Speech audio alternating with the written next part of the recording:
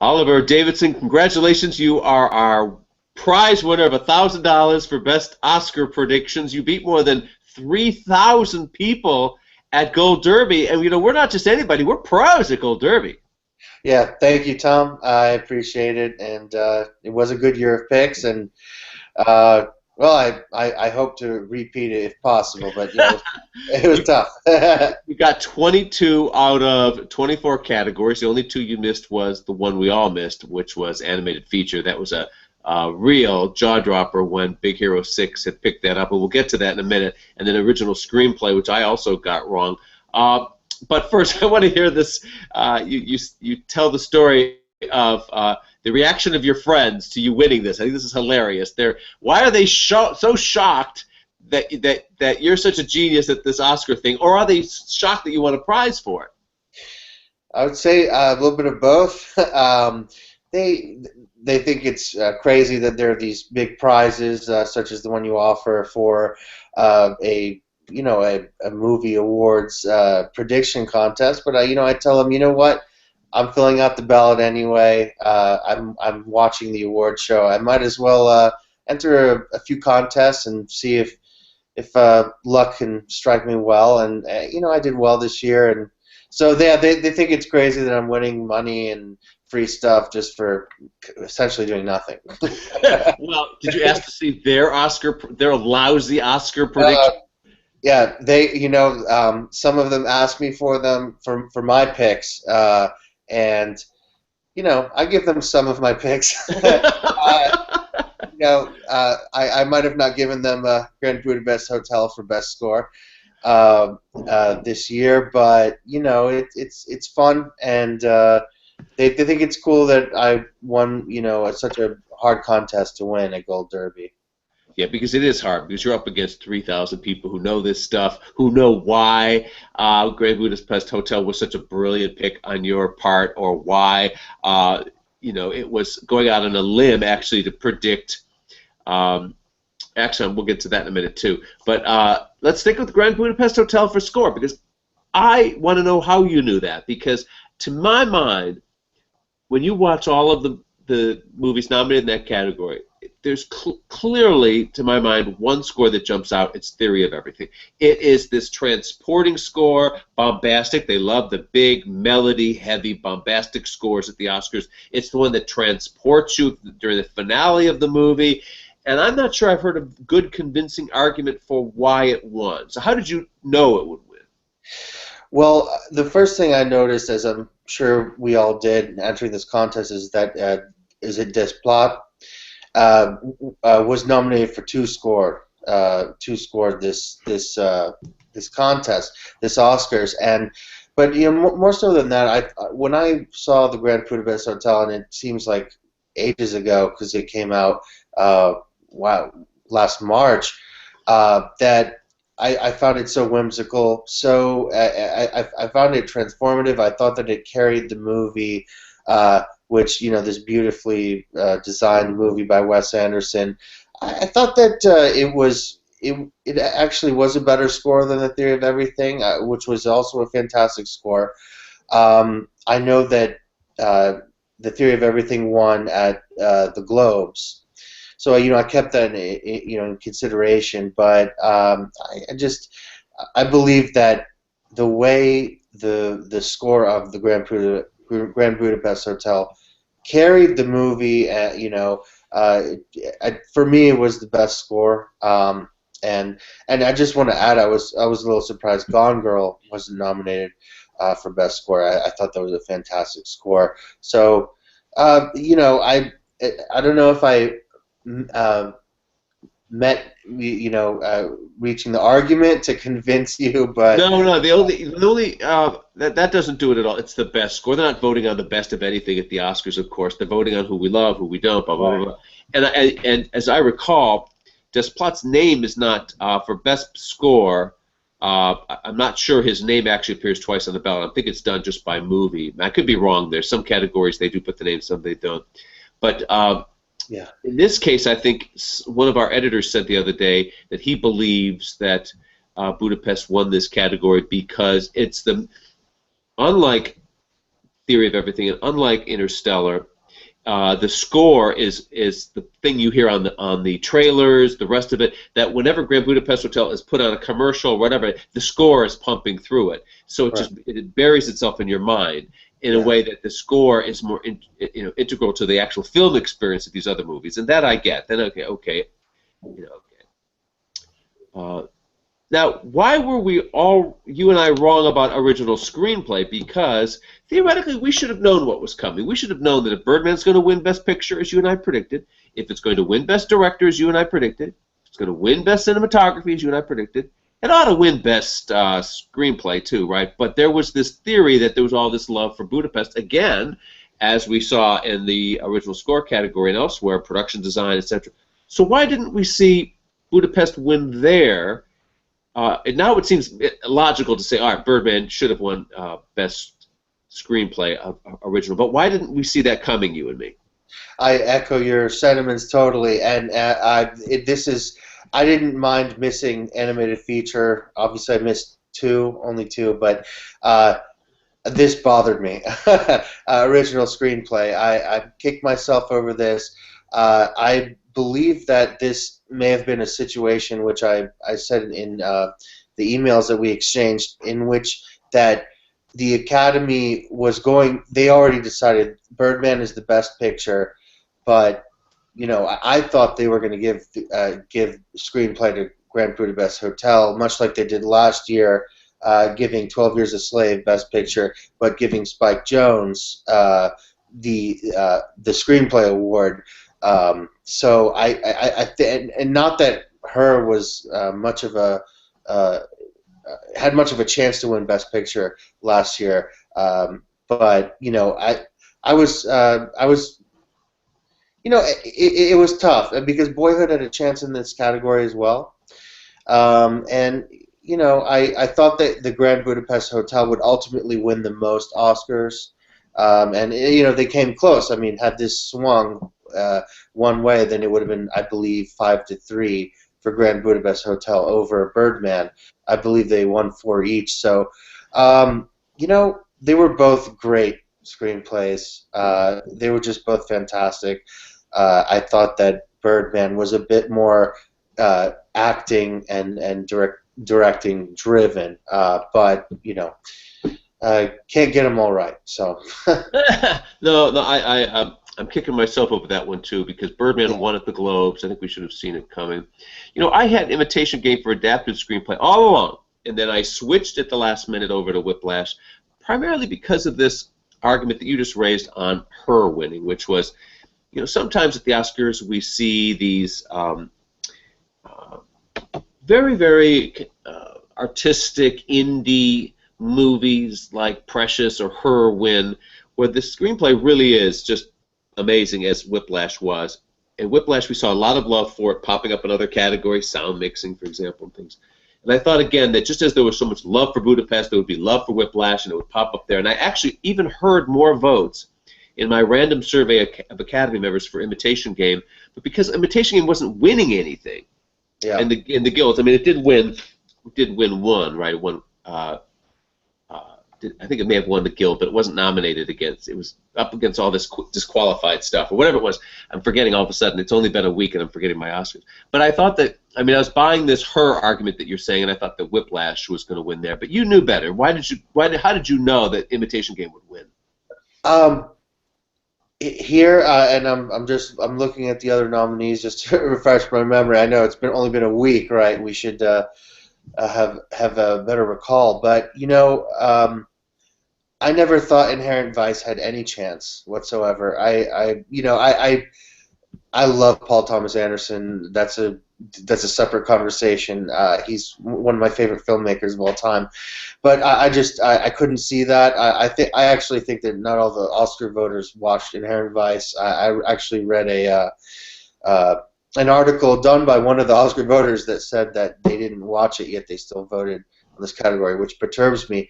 But I thought in this category, I didn't think American Sniper was going to win. I didn't think that had a chance. So it's between Imitation Game and Whiplash, and I thought that like you said in your questioning, they gave it to the Imitation Game because it wasn't going to win anything else. That's just that's how I feel. And also, it seems more literary. Whiplash. It's a great plot and it zigzags over the place, but Imitation Game is the more wordy Yeah. one, right? So, but yeah, what doesn't make sense either is I think Theory of Everything won screenplay over at BAFTA, and you would think of in the battle between the British wordy dramas, the British biopics, that if Imitation Game couldn't win the BAFTA award for screenplay, my God, how could it win the Oscar?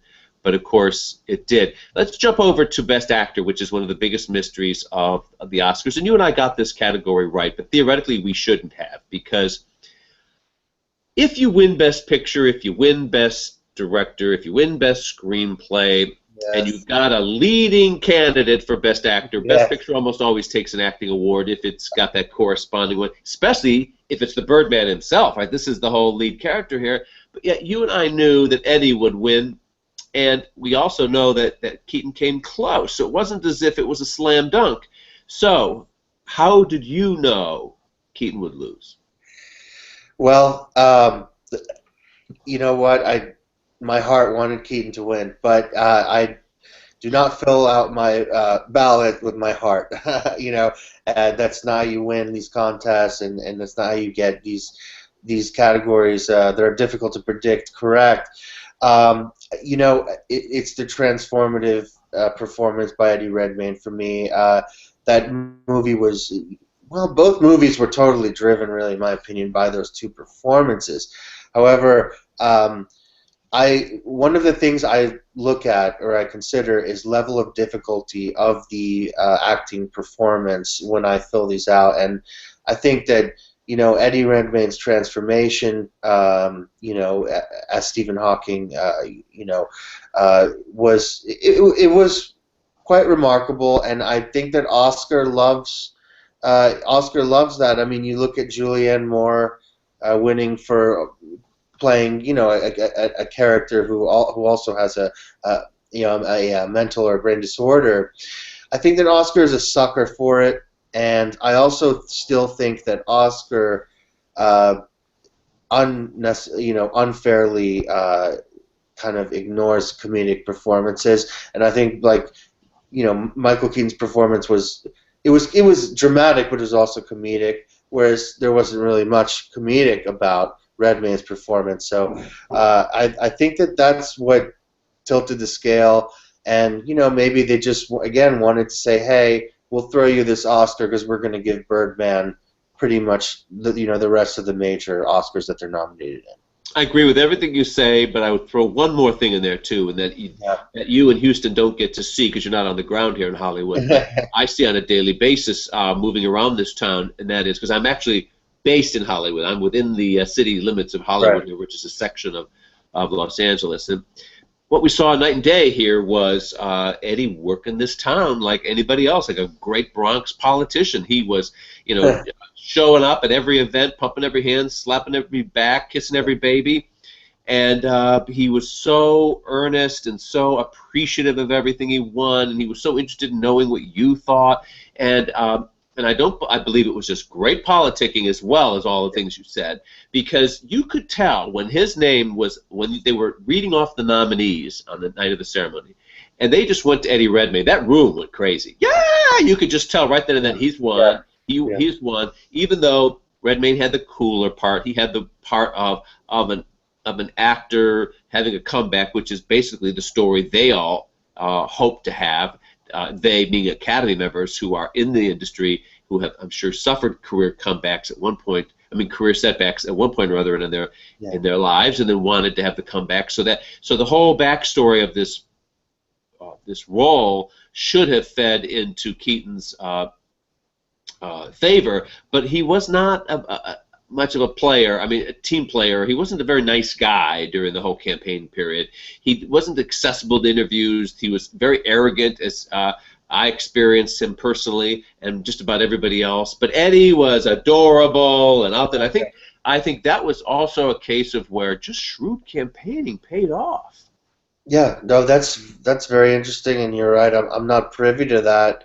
I didn't hear Keaton being, I guess, as you kind of suggested, standoffish or being a jerk. Just difficult as he normally Difficult. is. Okay. Well, look, Birdman was the better movie, and Redman got his All right, Oscar. was it a better movie? Let's talk about that. The critics disagree with you. The critics say that Boyhood was the movie of the year. It was way ahead to win Yeah. Best Picture at Gold Derby all the way up until those Guild Awards started sounding Yeah. off. And then we saw the evidence come through that, we better take Birdman more seriously.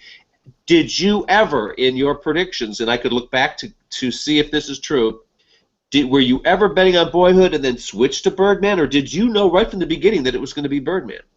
Right from the beginning, especially with respect to Boyhood. I didn't even think Boyhood was the second best movie of the year. Personally, this might shock some people. I just thought that Boyhood,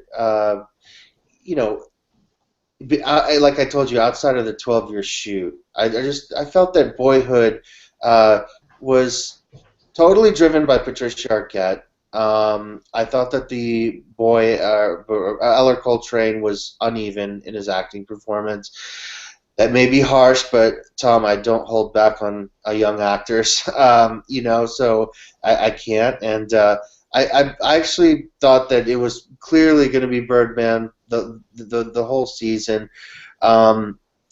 American Sniper interested me a little bit in the end. It was making so much money, and everyone was seeing it. But I really felt confident this year that it was going to be Birdman. Boyhood just is a very touching movie. Didn't do it for me. Not enough art. Not enough originality for me. You signed up for a membership at Gold Derby in August of 2014. You have predicted 22 events. So you've been around enough using our prediction center. First of all, how did you find out about Gold Derby?